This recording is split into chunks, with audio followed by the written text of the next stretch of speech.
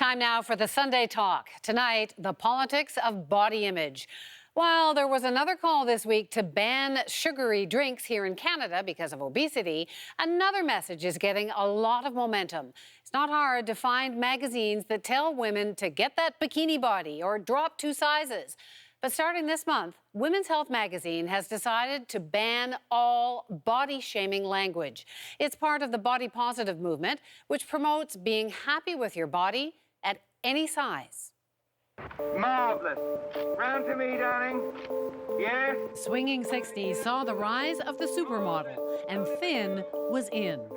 Twiggy's a marvelous little thing. She's just like a little fledgling, like a little baby bird. And as time passed, the industry seemed to demand an increasingly impossible ideal. The new young faces and tall skeletons who have taken over, pushing out an older generation that seems by comparison almost fat. In the 90s, some called it heroin chic, and it sparked an epidemic of eating disorders and insecurity. 10 years ago, Dove pushed back with its Real Beauty campaign. More than just one size is beautiful, and aspiring to be healthy is really what matters. Lately, that idea's really taken off. Tess Holliday, size 24, is the largest model to be signed by a major agency. Really giving all this faith and confidence to other plus-size women who really need this right now. From clothing companies to celebrities on social media, big is in. And the pressure's off men, too. Check out the latest look known as the dad bod. But a recent study found a link between the use of plus-size models in advertising campaigns and growing rates of obesity. After a person is exposed to ads that promote body acceptance using larger-sized models, people are more likely to make unhealthier decisions. So eating more, eating foods with more calories, becoming less motivated to work out. Now it's a world of mixed messages. I'm joined by our panelists tonight. Tasha Keratin is a columnist with the National Post and iPolitics. Stephen Marsh is a culture writer at Esquire magazine. And Sachi Cole is a senior writer at BuzzFeed Canada. Well, because I don't want the guys to feel left out of this discussion, I'm actually going to start... Although we probably should be, but... It's too late now. Too late now. What do you think of this whole movement? Well, I think it's wonderful. I mean, I think being ashamed of your body is, you know, a very terrible vestige of an ancient system, and we should have got rid of it long ago. And I think this new movement actually reflects a kind of real sexual culture that is totally healthy and wonderful. Sachi? Yeah, I mean, I think something that gets lost in when we talk about the body positive movement it isn't just about, you know, what you look like, but part of it is about not hating yourself, because I think women are told that you need to hate your body. You have to hate it. It has to be smaller. You need to shrink, and there are people who are going to police you, and you need to police yourself. So I think anything that tells women that they can just exist and it's good and it's fine and everything you're doing is okay is a good thing. Is it all good, Tasha? No, surprise. I don't think it's all good. And I will take issue with the notion that this is a freeing thing. I think this is just another example, in fact, of a marketing campaign of companies saying, hey, now it's okay to look this way, so you can look this way. I think the problem with the body positive movement, there's a difference between accepting yourself and saying that this is an ideal, this is fine. And if you are weighing 300 pounds, you're going to have health problems. Tess Holliday can make all the money she wants, but the reality for many women her size is not that rosy, especially as they get older and they have health problems. So I think, to me, too thin or too fat, neither is good.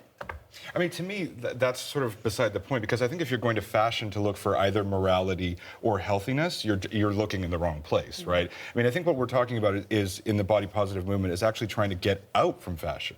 Because fashion is this cyclical thing about, you know, Marilyn Monroe's a size 12, and then you go down to Twiggy, and then you go up. And so there's always this ideal. And surely, to me, like, part of being a cultured person is understanding, like, you know what, desire is actually very diverse in particular. But how is this different? This is my question. How is this different to say, you know, Tess Holliday and other extremely large models are now the in thing and celebrate that they are in? How is that different from saying Twiggy is in? Because they're not saying this is the only type.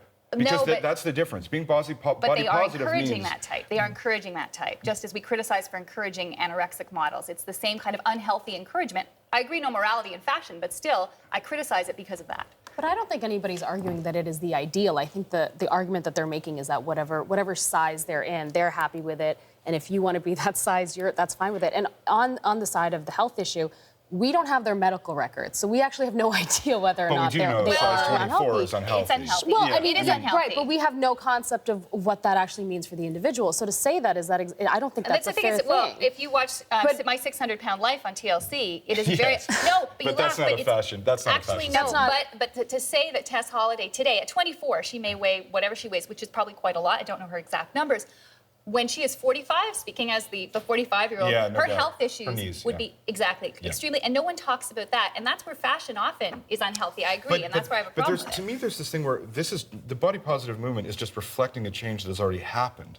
I mean, and this change is actually one of the great trends and one of the great changes that we've had in the past little while, which is that we started to understand that there is no ideal body and there is no ideal sexuality. There's actually only a huge variety of desires and a huge variety of bodies. And actually being fashion, which it is cultured bodies, right? Like the proper way to be cultured is to reflect that particularity. Well, I don't think anyone's arguing here that shaming is good, although I guess we do shame some bad habits. But aren't runway models, Tess Holloway, people in advertising, aren't they meant to be aspirational? Mm-hmm.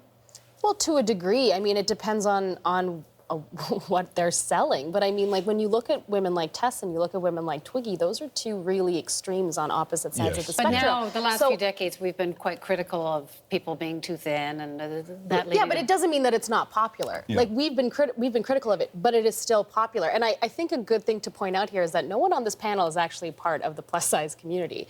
So we have a bit of a gap because I don't really know what it's like to be that size and to be shamed for existing in the world at that size. I've got my own stuff for this size, known as ordinary people. Right, but you know what I mean. But it's actually important to recognize one thing. I think one of the reasons that this is catching on in terms of the popularity of plus-size models is because people are bigger. This is true. We do know that obesity actually has doubled in the last 35 years worldwide, and it's gone up in Canada. 1 in 4 adults is considered obese. So there's a market here, which is where I guess I'm the cynic here, looking at this and saying it's not simply it's body acceptance and the Dove campaigns and other things are another way also to make money off a trend. Definitely. And so people who say women are being controlled by the fashion industry, here we are. Sachi, is this just a trend? Like, is this just a moment in time? Or is there, I mean, you've been here through all the generations. Is this generation? I'm very old, as the oldest person on this panel. Right. I mean, I don't know. Feminism takes up different mantles, in every generation. This is one of the ones that we're picking up. So, I mean, we burned our bras a while ago, and now we're going to burn Spanx. I'm fine with that. They're really uncomfortable. But yeah, I think women right now, particularly young women, are really fed up of being told what their body should look like and whether they need to be smaller. And yes, you do need to be smaller. Shrink yourself, be smaller, be quieter, fit in this box. Is this generational or just a moment, do you think? You were suggesting that this is just marketing, Tash? I think there is a generational aspect to it in the sense, like I said, when you are young, youth is equated with beauty very much. So it's very easy for someone to be beautiful at any size at age 24. When you're older, it's not so easy. And but do you think that the way that people look at models or look at advertising or men look at women, is there real change happening? I'll come to you in a second. Well, no, I think there have always been men who would be attractive to larger women. This is something that we know is true in history, and even today, I think the shaming issue is good, that we do not shame. But women who are larger will always have people who are attracted to them. But to encourage and to say the bad eating habits and other things that were mentioned that come from advancing this as a positive thing, that to me is concerning because it is not long-term a healthy thing. Look, I just think we should just bear in mind that human desire is never just, and human desire is never fair or equal, and that fashion, because of that, is inherently a cruel business from every link of the chain, from its conception to its consumption. So, like, I don't think if we're trying to find here some kind of salvation of the earth. But like, has something changed? Do people look at sexual what we're fashion seeing is a humanization of desire, which is an understanding, and this comes through lots of things. This comes even through things like coffee. Like, it used to be that you would try and find the perfect kind of coffee that everyone liked, right? And now there are a million kinds of coffee, and you can find the one that's just right for you. And the same thing goes for sex, and it goes for bodies, and it goes for images of women. And I think that trend, Playboy died this month, right? That world is gone. And good riddance. What about, is there, because there is, you mentioned feminism, there is an equality aspect to this whole debate. Is it different for men? Is there different pressure? We joked about, or maybe we were joking about the dad bod, but is there less pressure? My favorite trend of all time. Well, you know what? There's the dad bod trend, but there's also another trend, which is dubbed manorexia, or body dysmorphic disorder for men, men who over-exercise. It's not to the level, obviously, of health concerns that we have for women, but it is definitely a thing. So men also are seeing their body image reflected in different trends in the fashion industry. And again, it goes to health. And to, you know, you can talk all you want, Stephen, about the cultural and the sort of these notions. The average person who sees these images, the average young girl who sees an image, a large image, and says, it's okay to be that big, is being fed. Is there different pressure on men now, Yeah, do you think? yeah. I think there's less pressure on men. There has been. There's always been less pressure on men. There's always been less pressure but on men. But is it different? Is it different? Yeah. I mean, I think you're allowed to look a certain way when you're a guy that you're not allowed to look as a woman, which is why dad bod is a thing. And when you are a woman of that shape, you're fat. So and you were the one who had the child. And you're the one who had the kid. Yeah. It's your problem. You know, and dad bod you're doing originated this. on Jezebel, I think. Like, dad bod originated in women's magazines. Like, this was not something men ever Yeah, thought. but like it's okay for you to not have all a kid. women started it. It Like goes to I a sense did. of what are men valued for, and unfortunately, often the stereotype is men are valued for in the marketplace of love for their money, and women are valued for their beauty. But that's all changing, Tasha. I think that, like I said, That's there is another discussion. some changing. But do you feel more pressure now to be like I probably should, but I don't. So what's the dad bod about? What is that? Well, I think the dad bod is actually, it's also the same kind of sexual culturation. It's like understanding that, you know, having some testosterone-fueled guy with, like, the triangle is actually maybe not as good as somebody who cares for children and likes to eat a little and has appetites. And that might actually be more interesting man than, you know, Arnold Schwarzenegger in 1978. But why doesn't that work for women? Lots of things don't work for women that work for men. So if we're going to go down That's that road, That'd be a long we'll be here for a conversation. while. But I think the thing to keep in mind is that I know you're talking a lot about when you look at these images, it would promote a less healthy lifestyle. But when I think about it, being younger and seeing a lot of images of really thin women and not ever being able to fit in that, if I were to see somebody who was a little bit larger, even closer to my size, that to me is comforting. It doesn't tell me that I should eat more, or I should work out less, but it tells me that I don't need to hate myself. Tasha, I've got to give Sachi the last word. Okay. We are out of time, and we'll see if this lasts. Thanks so much. Pleasure. Thank you.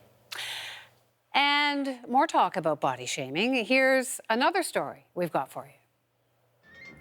This week was National Weight Watchers Week in Canada, and 900 overweight women held their annual convention in Hamilton.